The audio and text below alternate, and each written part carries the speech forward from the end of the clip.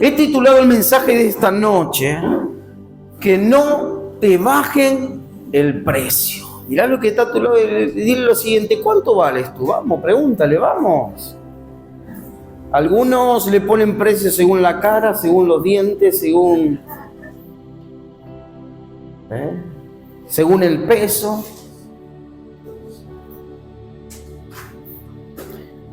Así que mirá lo que está a tu lado y dile lo siguiente: que nadie baje tu precio. Vamos, que no te lo bajen. Y vamos a ir a la Biblia, vamos a ver lo que dice el libro de Primera de Corintios, capítulo 6, versículo 20. Dice: porque habéis sido comprado por precio. ¿Cuánto dice? Me compraron por un precio. Glorificad pues a Dios en vuestro cuerpo y en vuestro espíritu, los cuales son ¿de quién? De Dios. En esta palabra se cae toda teoría mental, todo pensamiento de que tú y yo no valemos nada. Hay personas que sienten que no valen nada y hay personas que te hacen sentir que tú no vales nada por las cosas que tal vez te tocaron vivir, por las cosas que viviste, por la casa, por el hogar donde te tocó nacer, por los fracasos y los errores que como seres humanos tuvimos, tanto personal, familiar, económico. Pero en ese versículo es claro y dice: porque habéis sido comprado por precio. Ahora mira lo que está a tu lado y dile: tú vales mucho, vamos. Y el único que te podía comprar era Jesús. Nadie más.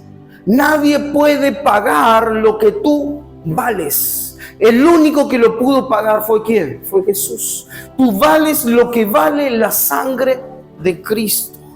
Así que cuando alguien te diga: hey, tú no vales nada, tú no eres nada, fíjate quién eres. No. La Biblia dice de que somos coherederos juntamente con Cristo y estamos sentados juntamente con Él en lugares celestiales. Nosotros valemos lo que vale la sangre de Cristo. Dios te ama tanto que estuvo dispuesto a enviar lo mejor a su Hijo, a que muera, derrame su sangre, sea maltratado, sea golpeado. ¿Para qué? Para que ese precio que Él pagó es lo que tú hoy puedes valer. No es lo que la gente ha dicho de ti, no es lo que la gente te ha tildado, te ha hablado, el apodo que te han puesto, es lo que Dios dijo: mi hijo eres tú. Vieron que la gente piensa muchas veces que todos somos hijos de Dios. ¿Lo escucharon alguna vez? Todos somos hijos de Dios. Es un error impresionante. Y así confunden a las personas. No todos somos hijos de Dios. Dios a todos nos creó, pero solamente aquellos que fueron perdonados y aceptados a Cristo en su corazón dejan de ser simplemente una creación. ¿Para qué? Para ahora ser hijos de Dios. El libro de Juan lo dice. Él nos dio el privilegio de ser llamados hijos de Dios. ¿Por qué? Porque aceptamos ¿a quién? Al Hijo de Dios. Porque creemos que Él murió y resucitó para que hoy tengamos vida. Veamos lo que dice en el libro de Romanos, capítulo 8, versículo 32. Romanos capítulo 8, versículo 32. El que no escatimó a su propio Hijo, sino que lo entregó. ¿Cuánto dicen? Dios Padre lo entregó a su Hijo. Lo entregó por todos nosotros. ¿Cómo no nos dará también con Él todas las cosas? Esa palabra escatimar es la palabra pheidomai, que significa perdonar. Jesús cargando con tus pecados, sin Él ser pecador, sino que cargó con nuestros pecados, con las mentiras, con la lujuria, con el engaño, con la falsedad, con la traición. Él lo cargó todo. y fue a la cruz en nuestro lugar. El Padre, por él haber cargado con todas esas cosas, no podía perdonarle porque necesitaba cargar con todo eso y llegar a la cruz. El que no escatimó, no perdonó a su Hijo santo, sin mancha, no lo pudo perdonar porque alguien tenía que tomar nuestro lugar. Y Él fue, se sacrificó por amor a nuestra vida y dice, ¿no nos dará con Él todas las cosas? Ahora mira al que está a tu lado y pregúntale lo siguiente, ¿qué es lo que tú necesitas que Dios haga contigo? Vamos. ¿Qué es lo que necesitas? ¿Un milagro de sanidad? ¿Prosperidad? ¿Restauración? Si Él nos entregó a Jesús, Él lo puede entregar todo. No está en lo que la gente piensa. No está en lo que la gente ha visto de ti. ¿Cuántos se equivocaron? ¿Cuántos fallaron? Antes de conocer al Señor, conozco cuando tenía 19 años, estaba perdido, estaba mal, en el alcohol, dormía en una zanja, orinado, oloriento, pero cuando se manifestó Jesús en mi vida cambió. Pero muchas veces hay personas que le queda el recuerdo de lo que éramos, de nuestros errores, de nuestras fallas, de lo que fuimos. Y muchas veces te van a seguir mirando por lo que tú eras. Pero cuando Jesús se manifiesta, nuestra vida cambia. No es tan cuántas veces fracasaste en un matrimonio, en una familia, en una empresa, en un lugar, sino que Dios comienza a hacer todo nuevo. Todas las cosas en Cristo Jesús son todas hechas nuevas. Las cosas viejas pasan, ahora todo es hecho nuevo. ¿Cuántos están aquí? ¿Por qué? Porque ahora en Cristo somos una nueva criatura. Ahora en Cristo vemos las cosas diferentes. Hay un hombre en la Biblia, y vamos a buscarlo, el libro de Lucas capítulo 19, que este hombre era Zaqueo. Nadie lo quería Zaqueo. ¿Cuánto quieren aquellos que van a golpear la puerta de tu casa a cobrarte? ¿Lo quieren a eso? Otra vez vino el cobrador de impuestos, ¿no? Otra vez llegó la boleta de la luz, del gas. Otra vez. No tienen compasión. Y cada vez más alto y suben los precios, ¿no? Este hombre tenía una mala fama. Este hombre hacía las cosas por no conocer a Dios, muchas veces estafaba a la gente. ¿Se lo imagina? Pero veamos lo que dice en el capítulo 19 de Lucas, versículo 1. Habiendo entrado Jesús en Jericó, iba pasando por la ciudad y sucedió que un varón llamado Zaqueo, que era jefe, ¿cuánto dicen? Era jefe de los publicanos y rico. ¿Cómo era? Rico. Procuraba ver quién era Jesús. Curioso el muchacho. Pero no podía ver a causa de la multitud, pues era pequeño de estatura.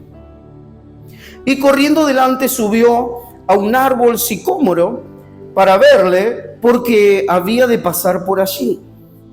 Cuando Jesús llegó a aquel lugar, mirando hacia arriba, le vio y le dijo: Zaqueo, date prisa, desciende, porque hoy es necesario que pose en tu casa. Entonces él descendió como a prisa y le recibió como gozoso. Al ver esto, todos murmuraban diciendo que había entrado a posar con un hombre pecador. Entonces Zaqueo, puesto en pie, dijo al Señor: He aquí, Señor, la mitad de mis bienes doy a los pobres, y si en algo he defraudado a alguno, se lo devuelvo cuadruplicado. Jesús le dijo: Hoy ha venido la salvación a esta casa, por cuanto él también es hijo de Abraham, porque el Hijo del Hombre vino a buscar y a salvar lo que se había perdido. A Zaqueo nadie lo quería, ¿se lo imaginan? Jesús entrando en la casa de un hombre en el cual lo tenían como un hombre no solamente pecador, sino alguien que estafaba a la gente. Y ahí estaba. Pero cuando Jesús entra en ese lugar, algo se produce para que haya un cambio de mentalidad, de corazón, y que comience a decir: Señor,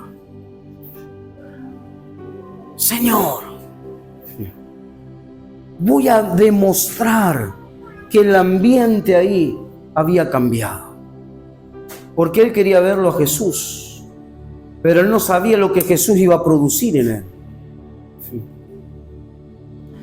Muchas veces seguimos a Jesús, pero no nos damos cuenta lo que luego Dios va a hacer a través de nuestra vida. Simplemente al principio vamos porque tenemos una necesidad, pero Él trata tanto con nuestro corazón que nuestra manera de pensar y nuestra actitud cambia.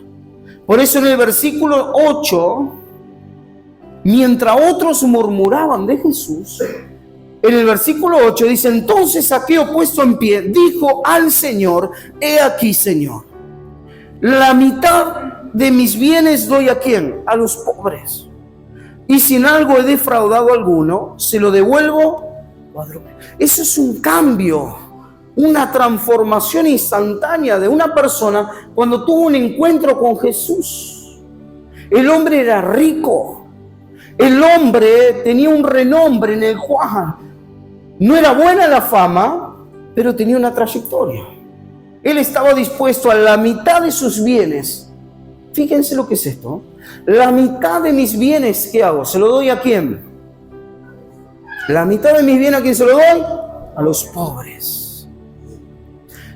¿Cuánto dicen conmigo? La mitad de los bienes se lo dio ¿a quién? A los pobres. La mitad de los bienes, ¿a quién se lo dio? A los pobres. ¿Él con qué se quedó? Con la mitad de sus bienes. Pero de la mitad de sus bienes que él tenía, fíjense que dice lo siguiente también ahí: y si en algo he defraudado a alguno, se lo devuelvo ¿cómo? Cuadruplicado. La mitad, ¿cuánto dicen? Para los pobres. La otra mitad que yo me quedo, si alguien defraude, se lo voy a devolver 4 veces. ¿Qué persona avarienta? ¿Qué persona que mira para sí misma está dispuesto a despojarse de esas cosas que lo hacen sentir bien? ¿Cuántas personas que se quitan la vida por un mal negocio? Por algo que perdieron. ¿Por qué? Porque su amor era el dinero. El amor de este hombre, antes de tener ese contacto con Jesús, era el amor al dinero. Él quería saciar su carne, su vida. Él se enriquecía a causa de otras personas. Había defraudado a personas. No había puesto sus ojos en los pobres. Pero en un cambio radical sobre su vida, ahora pone los ojos ¿sobre quién? Sobre los pobres. Sobre aquellos que antes sin Cristo no lo podía hacer. Ahora con Cristo una persona pone los ojos donde otros no lo pueden poner. ¿Cuántos están aquí? Sí. Seguramente que antes, cuando veía la necesidad, miraba por otro lado. Ahora Dios trató tanto en su corazón, en ese encuentro, en esa visitación de Jesús con él, que lo primero que puso sus ojos ¿en quién? En la necesidad, en los pobres. Y dijo: si a alguien he defraudado 4 veces, se lo voy a dar.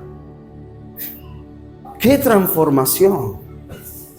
Mira lo que está a tu lado y dile: que Dios te transforme así, vamos.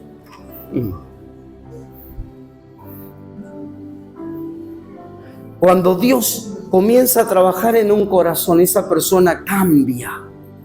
Es una persona transformada, pero necesita dejarse trabajar por Dios. Porque Dios no nos obliga a nada. Imagínense el precio tan alto que él tenía, un precio tan alto que él no se daba cuenta. Antes era una cosa, más ahora era otra. Veamos lo que dice el libro de Juan, Juan capítulo 21, versículo 4. Juan capítulo 21, versículo 4. ¿Cuántos se acuerdan a Pedro? Pedro, el que lo negó a Jesús, ¿se acuerdan? Pedro, el que le cortó la oreja al soldado. Pedro, el que le salió al encuentro a Jesús y le dijo: Jesús, no vayas a la cruz. No, no, no, no, no. Ese Pedro, cuando lo niega a Jesús, se siente tan frustrado que comienza a llorar amargamente. ¿Se lo imaginan aquellos que lo veían a Pedro? Mirá el seguidor de Jesús. Mirá, Jesús le dijo que lo iba a negar y el que dijo, no, no me va a negar. No, no lo voy a negar. Fíjate, ahí está. Pero como nuestro Dios es amplio en perdonar y es grande en misericordia, que mira nuestros errores como fallas humanas y Él siempre está dispuesto a levantar nuestra vida. ¿Se imaginan si nosotros como seres humanos fallamos y aquel que nos tiene que ayudar nos mira de lejos? ¿Cuándo nos levantamos? Es imposible. Pero veamos lo que dice ahí Juan capítulo 21, versículo 4. Luego que Jesús va a la cruz, muere, resucita. Y en ese versículo relata lo siguiente. Cuando ya iba amaneciendo, se presentó Jesús en la playa, mas los discípulos no sabían que era quién, que era Jesús. Ellos estaban, ¿qué hacían? Estaban pescando. Se olvidaron de lo que tenían que hacer, del llamado, y se fueron a pescar. Estaban frustrados, se sentían mal. Imagínense Pedro. Versículo 5. Y le dijo, hijitos, ¿tenés algo de comer? Le respondieron, no. Él le dijo, echad la red a la derecha de la barca y hallaréis. Entonces la echaron, le hicieron caso, y ya no la podían sacar por la gran cantidad de peces. Entonces aquel discípulo a quien Jesús amaba dijo a Pedro, es el Señor, Simón Pedro. Cuando oyó que era el Señor, se ciñó la ropa porque se había despojado de ella. ¿Y qué hizo? Se echó al mar. Y los otros discípulos vinieron con la barca, arrastrando la red de peces, pues no distaban de la tierra, sino como 200 codos. Esos 200 codos eran un aproximado de 92 metros. Jesús, cuando dicen Jesús, estaba en la playa, estaba en la orilla. Ellos estaban a 92 metros de distancia en el agua, estaban pescando. En un momento Jesús les grita y le dice, ¿tienen algo de comer? No, pero Juan se dio cuenta que era Jesús. Y Juan le dice a Pedro, mira que es Jesús. Cuando escucha eso Pedro, ¿qué hizo? Fue diferente, fue distinto. Se puso la ropa, se echó al agua y comenzó a nadar. Los otros discípulos fueron remando en la barca, pero ¿qué hizo Pedro? Quería llegar primero. La Biblia no relata y no dice qué pasó cuando Pedro llegó a la orilla y se encontró con Jesús, no lo dice. Pero lo que yo me puedo imaginar de cómo él se sentía de haberle negado y ahora volver a verlo, yo me lo imagino a Pedro tirado de rodillas, diciendo con lágrimas, perdóname, tenías razón, me dijiste que te iba a negar y al final te negué, te dije que no, pero al final. La Biblia no relata cuáles fueron esos segundos, minutos, pero me ponía en el lugar de Pedro de cuántas veces le dije, Señor, eso no, y luego lo terminaba haciendo. Y luego iba delante de Dios y lo único que podía hacer es decir, Señor, ten misericordia de mí, perdóname, porque dije que esto no y al final lo terminé haciendo. ¿Cuántos fueron reincidentes diciendo, eso no lo toco más, no lo hago más, no digo más, y luego otra vez? Pedro se sentía tan mal que él había llorado amargamente. Él quería tener un encuentro con Jesús. Él quería tener ese momento a solas con Él. Porque el último momento cuando Él estuvo con Jesús lo había negado 3 veces. Ahora Él quería estar solo con Jesús. No se sabe lo que habló con Jesús, pero Él quería estar solo. Él quería llegar primero, antes que sus compañeros. Él quería estar con Jesús. Y fíjense la actitud que tuvo este hombre. Veamos lo que dice en ese versículo 9. Cuando ellos vuelven después con la red, al descender a tierra, vieron brasas puestas y un pez encima de ellas y pan.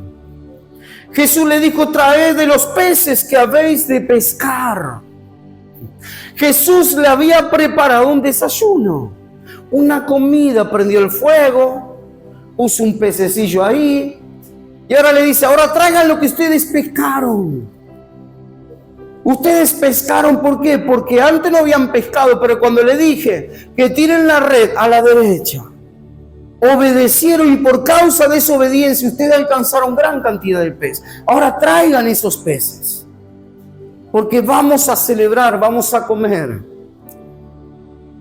Y veamos lo que dice en el versículo 10. Jesús le dijo: traed de los peces que habéis de pescar, que acabáis de pescar. Subió Simón Pedro y sacó la red a tierra, llena de grandes peces, 153, y aún siendo tanto, la red no se rompía. ¿Cómo habrá sido ese trato? Ese momento de Pedro con Jesús, en ese nado que venía ahí nadando, llegó a la costa. ¿Qué fue lo que pasó con Jesús? No lo sabemos. Pero lo que sí sabemos, que algo ocurrió, porque cuando luego Jesús dijo: traigan los peces, no fueron los otros discípulos, fue Pedro. Rápido se apresuró, fue a buscar los peces, él quería estar diligente. Cuando uno recibe el perdón de Dios y se ve que Dios no lo condena, sino que se da cuenta lo que Dios hizo con uno, y que Dios no le llama la atención por los errores, sino que le dice: hey, hay una nueva oportunidad. Uno es diligente y comienza rápido a buscar de hacer la voluntad de Dios. No se quedó en el fracaso, no se quedó como él se sentía. Él ahora ya estaba animado. ¿Para qué? Para ir por más. ¿Qué quieres que haga, Jesús? Que busque los peces, ahí busco los peces. ¿Qué quieres que haga? Que prenda el fuego, ahí está. Cuando una persona se siente perdonada, cuando una persona se siente que Dios la está mirando, pero también la está ayudando y no la está condenando por los errores del pasado, esa persona se siente fuerte. ¿Para qué? Para volver a emprender. Los discípulos que le dijeron: no pescamos nada, y él le dijo: bueno, vayan, tiren otra vez. Y ahí se dio cuenta Juan que era la misma voz que hacía 3 años atrás que le dijo lo mismo. La gran pesca milagrosa vino después de una palabra de Jesús. Pedro tenía fuerzas nuevas para ir otra vez.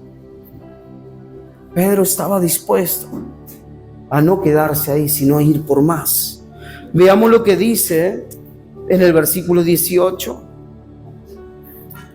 Jesús, hablando con él luego de que comen y están ahí, le dice lo siguiente: de cierto te digo, cuando eras más joven te ceñías e ibas a donde querías, mas cuando ya seas viejo, extenderás tus manos y te ceñirá otro y te llevará a donde no quieras. Esto dijo, dando a entender con qué muerte había de glorificar a Dios. Y dicho esto, añadió: sígueme. En ningún momento, Jesús lo vio a Pedro como alguien incapaz. Al contrario, le dijo: hey, aún más, tú no vas a morir ahora, vas a ser viejo y recién ahí vas a morir. Y tu muerte va a glorificar a Dios. Y que le dijo: sígueme, sígueme. Estaba diciendo: tú vales mucho. No importa que te equivocaste, no importa que me negaste, no importa lo que hiciste. Lo que importa es que ahora estás de pie nuevamente, estás dispuesto a ir hacia adelante. No importa cuántas veces te equivocaste, fracasaste, erraste. Lo que importa es que cuando Él te hace ver lo importante que tú eres para Dios. No es lo que tal vez un hombre te dijo, una mujer te dijo, un novio, una novia. No es lo que un ser querido, no es donde naciste, no es lo que te tocó vivir. Tú vales lo que vale la sangre de Cristo. Tú vales mucho. Nadie puede pagar lo que tú vales. Por eso cuando alguien te quiera hacer sentir nada,